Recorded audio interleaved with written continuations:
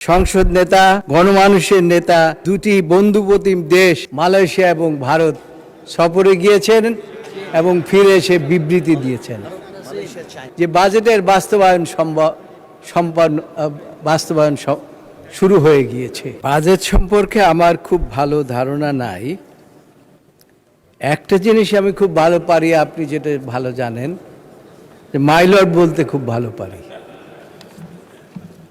তারপরেও যেহেতু 2026-27 সনের বাজেট নিয়ে আলোচনা চলছে, আলোচনা হচ্ছে, এই সম্পর্কে দু একটি কথা বলতে চাই। আমার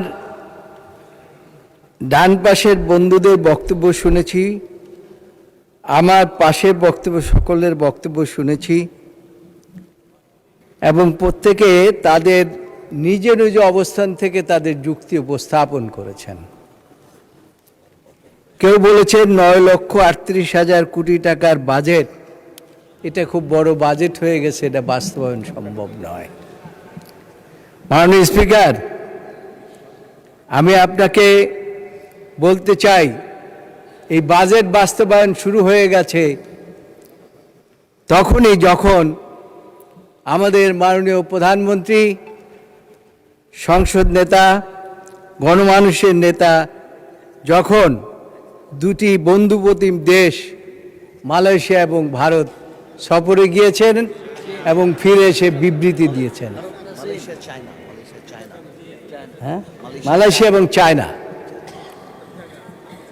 এই দুইটি অঞ্চল বাংলাদেশের অকৃত্রিম বন্ধু এবং সেখানে তিনি গিয়ে এসে আজকে যে বিবৃতি দিয়েছেন, সেই বিবৃতি প্রমাণ করে যে বাজেটের বাস্তবায়ন শুরু হয়ে গিয়েছে।